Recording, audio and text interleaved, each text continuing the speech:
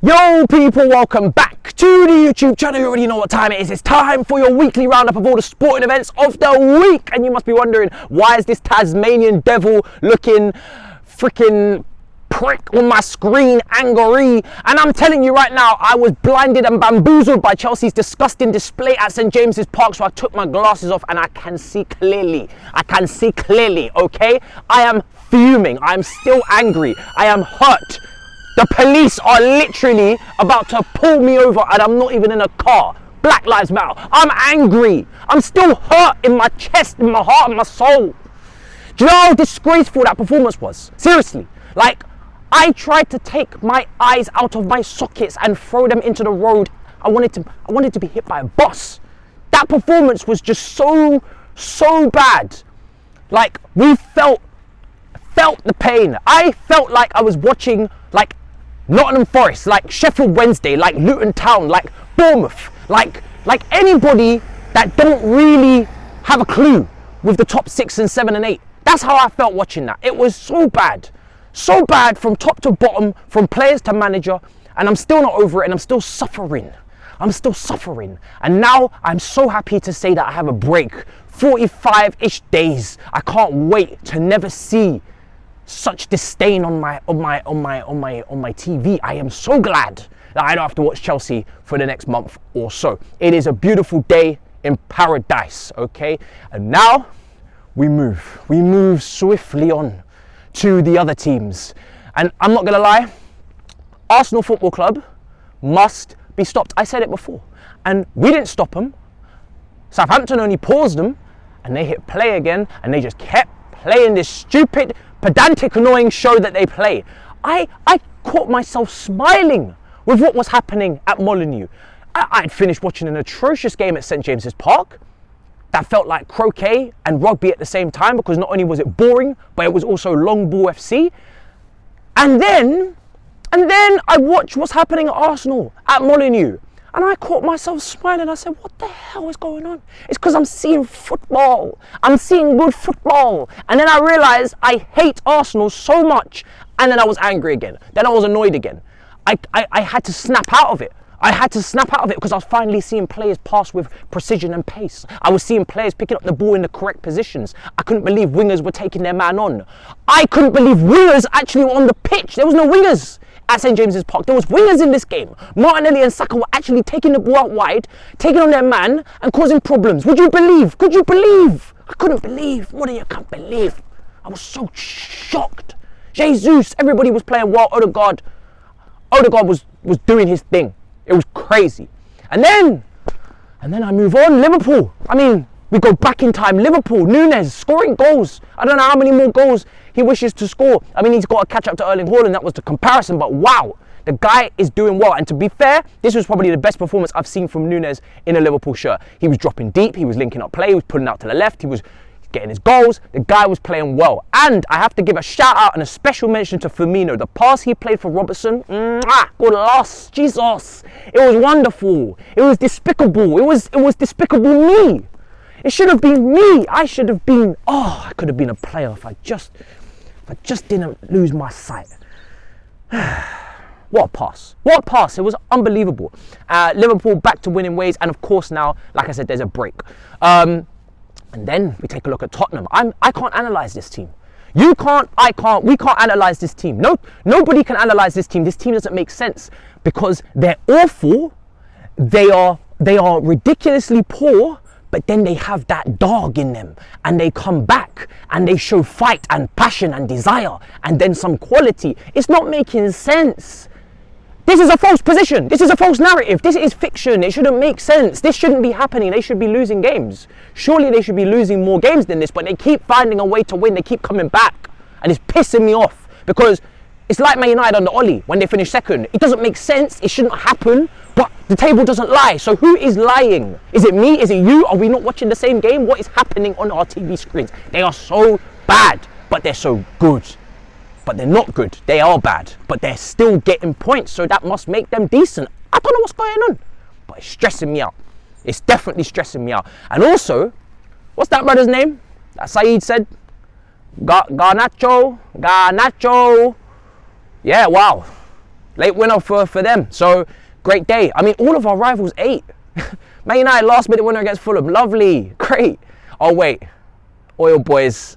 Not St. James. You know what I mean? They're the younger brothers. But the younger brothers, Manchester City. Ivan Toney with a chip on his shoulder. What did I say about this boy? He is the heir to Didier Drogba's throne. He should have been going on the plane to the World Cup. I'm telling you right now, he is playing with anger in his heart. He is fuming. I'm fuming for him that he's not getting on that plane. He should be going. And people say gambling is the reason. Well, Trippier gambled too. Do you not remember the ban that he got? Do you not remember the 10-week suspension? Do you not remember the WhatsApp messages when he was at Atletico Madrid? Go Google it. White man privilege strikes again. Ivan Toney can't throw on a little accumulator without getting in big trouble. Maybe they decided not to take him because they already had Callum Wilson. But I say, bring all of them. Bring Callum Wilson, bring Ivan Toney, bring Harry Kane. Two of them are literally susceptible to injuries. And Ivan Toney's not one of them. So bring him to the party. You have nothing to lose. Nothing to lose, literally. The guy is a complete forward. He banged in 2 beautiful goals. Lovely breakaway. It felt like Chelsea when we broke away under Conte and Hazard and Willian and Costa. Oh, Jesus, the nostalgia. Brilliant win for Brentford. Seriously, but Man City, I spoke to Big Steve. You told me that you guys were going to handle business. You told me that you were going to take care of business. Wherever I go in London, whenever I'm stopped, not searched. Stopped but not searched. It's always Arsenal fans. It's always everywhere I go. Arsenal fans are everywhere in London now. Everywhere. They're introducing themselves. Hi, I'm Dave, an Arsenal fan. They wear the Arsenal fan with their identity now. It's in their bios on Tinder. They are so happy to swipe. Swipe up the table. Man City, you need to take action. This is not a joke. Alarm bells should be ringing. In 2023, I want Pep and Manchester City to return back to the tippity top, okay? None of this nonsense now. You've already made it very clear that these are your friends. These are your friends. You give them Zinchenko, you gave them Jesus, you give them Arteta. I thought the last part was actually a good thing, but apparently right now it's not looking so good, bruv. It's not looking good, bruv. You need to do something. You need to handle business, okay? Take them out. Take the shot. Take the shot, Hairline. Take the shot. Yeah? Take the shot. You have my authority. You have my instruction. You have my permission. Take the shot. You see that sniper you're carrying in that left foot? Take the shot, dickhead. Yeah? Stop playing games. This is not a joke now. It's no longer a joke. Okay? Some of us live in London and have to deal with this shit on a daily basis. This is no longer funny. We are not laughing. Okay? Moving on. Also, in other news, in other sports, I was trolled, but we're going to get into that. I saw Black Panther. That's the only good thing that came from this weekend. I saw Black Panther 2. It was great. I'm not going to spoil it. I'm just here to tell you that Lateness is greatness. It was good. It was worth the watch. It was worth the viewing. Other cinemas are available. But, I missed a Grand Prix. I missed the Sao Paulo Grand Prix. The one time that I decide, do you know what? Self-care, self-love. I'm going to go and enjoy the cinema. The season is over in Formula 1. There is nothing more to watch, ladies and gentlemen. It is done. The Constructors' Championship is done. The Drivers' Championship is done. I love this track, but I am also mentally and physically done. I'm going to go enjoy myself. What do I miss? A Mercedes 1-2. So I have to go back and rewind the tapes and watch. And I could not believe what I saw with my own 2 eyes. Mad. Absolute madness has occurred. George Russell has won his first race. And he's so deserving of it because he's such a quality, composed driver. We saw it at Williams qualifying, the speed in this man. And then when he took that Mercedes seat for the first time for Lewis Hamilton, he nearly won. But now he's finally got his first win. But it is overshadowed, ladies and gentlemen, by the bastard. That is Max Verstappen. That's right, the bastard. I've been nice all season. I have actually started to even try to like him. Force myself. You know, as a kid where you used to force yourself to eat broccoli. That's what I'm doing. I've been forcing myself. Force feeding myself the Max propaganda. Because he's been driving better, he's not been causing so many collisions. And I've started to say, do you know what? Maybe it's just Christian Horner that I don't like. No. I was right. I don't like Max Verstappen. I had a gut feeling, something deep within my core, something within my lungs was telling me, don't breathe in this smoke, big man. Don't breathe in that Max smoke. And this is why. This guy is a prick. It's as simple as that. I'm not going to mince my words. I'm not going to put it politely. He is a just prick. He is a prick.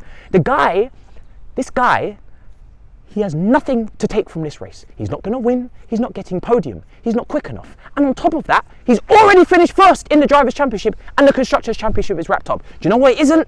Checo's second place in the Drivers', Constructors, whatever you want to call it. Why couldn't you just give this man the little go-ahead? Just let him go ahead of you. It's not that deep. After everything Checo has done for you.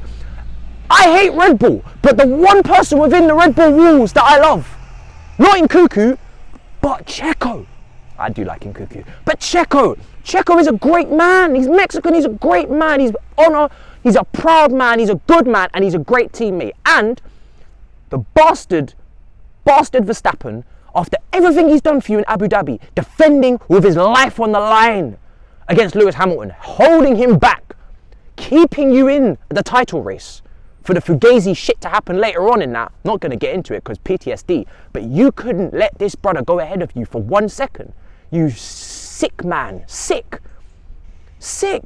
I don't care what petty nonsense this was about, maybe in Monaco. I don't care. It's irrelevant, my brother. There is no excuse for not letting Checo go past you. And I saw the heartbreak in Checo's eyes in the interview.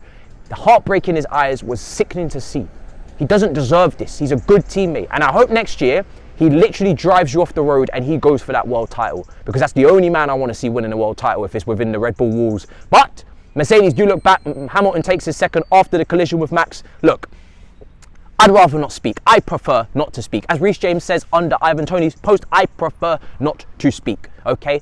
I'm actually going to keep Checo at the top list of priorities for Verstappen wrongdoings today. I'm not even bringing up the Hamilton incident because obviously Magnussen and Ricciardo decided to clash as well. So many touches today. So many touches. Ocon and Alonso started it, to be fair, and then everybody just kept following on for the rest of the weekend. So wonderful stuff there. But so proud for George, but really don't like Verstappen. That's what I'm taking from these situations. And Leclerc, fair play. You really got that dog in you to rise up through the ranks after what happened to you. Man was in a wall and then managed to rise up. So fair play. Now I want to move on. I should really cover that in more detail because that race had so much more going for it, but we have no time because Piers Morgan, the bastard, the second bastard today, he decides to bait me. Maybe I should have just read properly what he tweeted, but I just assumed that at 10 p.m. he was going to drop the Ronaldo interview on Talk TV. That's what I thought. So I cancelled my career mode, my live stream on YouTube. That's right, you probably saw it. 10 p.m. scheduled. We're going to go live. We're going to do a FIFA career mode. But I said I cannot compete. I cannot replace. If Piers Morgan is dropping this Ronaldo video interview, I will not survive. Everybody will watch that. I will watch that. I will watch that and concede more goals on career mode because I am watching that. So I said I'm going to park it. I'm going to put it away and I'm going to play it another day. And what happens? This mad bastard drops the Sun exclusive, nothing to do with any video or anything, and I look like the fool. So that's the second main event that completely put me on my side. And you know what the other one was? Of course, Ronaldo is complaining, and we're going to see on Wednesday what he has to say, but he's not happy with Ten Hag. He feels disrespected. He's not happy with Wayne Rooney. He feels like as if he's not very good looking. He's not very happy with Manchester United's facilities. He feels like the gym is not up to the standard. I recommend the gym. I recommend 24/7 service, my friend. Much better than anything you're seeing at Carrington. Of course, we've heard from Big Steve that the roof is leaky. So we know that Manchester United have not really upgraded things since he was 21, 22, 23, like he says. But brother, you're rich. Invest in the place. They created you, now help recreate them. You know what I mean? Ronaldo's that rich. He took advantage of the facilities when he was younger. It turned him into the beast he was. And now, take your money out and go splash a little cash on the facilities. Clearly they're struggling. Do you know what I'm saying? You can spare some change, Ronaldo, for poor Manchester United. If you want a new gym, if clearly the bars and whatnot, the bench presses aren't looking strong, then go and replace that shit. Do you know what I mean? Go and get a plumber in. It's not going to cost that much. British Gas, whatever you need, electricians, go for it. Splash a little cash. Shit. Charity. Anyway, I have to end on this note. Deji versus Mayweather. Oh my God. One of the worst things. I mean, my eyes have laid upon some really ratchet things this weekend. And I'm not sure if I'm mentally scarred, whether I'll be able to recover from such things that I've witnessed this weekend. But that was really, really shocking, honestly. Like, I had to watch Deji attempt to get a glove on Mayweather. Now listen, all respect to Deji for being in the ring with Mayweather, but that was disrespectful what Mayweather was doing to him. He was dancing, he was spinning. I thought I was watching Come Dance With Me. Not Come Dine, no. Come dance with me. That's what I thought I was watching. No food, no feast, just dancing. Come dine with me. No. Strictly come dancing. I couldn't believe what I was watching. It was horrendous. It was disrespectful. I thought he had respect for him. Clearly not. This guy is dancing, shaking. He's doing sparring sessions in his corner. He's throwing arms like this and seeing if he can test him and dancing and throwing. And then he's like, bro, at one point, he could have hit Deji, but instead, he was just throwing shots. And Deji was just ducking, but he wasn't really touching him. He was just like this. Honestly, stop doing this, Mayweather, please. Stop doing these fights. I don't know who's paying for this shit. Obviously, people are. Clearly, he's making money. Whoever's paying to go and watch this, please do better with your whole existence as a human being, because you can't possibly go and watch that shit and ever say that's value for money. Horrendous. Like, it's actually ruining the sport of boxing. And I'm a casual, and I'm saying that. I'm only here for the big heavyweights. The only reason why I ended up watching this is because I completely forgot it was happening, and I just wanted to see what would happen. Thank God I never paid. Hell no. Illegal streams. But that was horrendous. Like, that was absolutely awful. Like, wow. Please, make that your last fight, Mayweather. Please. And Deji, I mean, you said you went into it with a W regardless, and that is exactly what we saw. You know, the man really couldn't lay anything on him. I mean, he caught him once. Don't really think so, though. Again, I feel like Mayweather was just out here just playing games. Like, he could have just faked it. Don't think that would happen if it was someone with the physical, you know, advantages like Logan showed. Yes, he still never got near him, but at least he was angry and was throwing shit. KSI, you know, someone with some physical advantages, someone taller, someone with bigger reach, longer reach, bro. But this was just this was unruly. This was unraveled in 10 seconds, in 50, 30 seconds. Mayweather, if he wanted to, could have put him to sleep if he really wanted to, but clearly he didn't. Just the fact that I've even given it this long in the video is just a disgrace in itself. So I'm done. This weekend has not gone to plan for me. Like I said, apart from Black Panther 2, everything else has just been pure L's.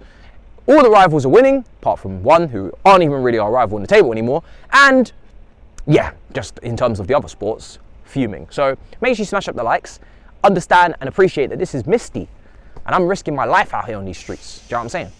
And make sure you smash up the likes, make sure you subscribe, big up your damn selves. In a bit, people. Leave a comment. Peace. Come on.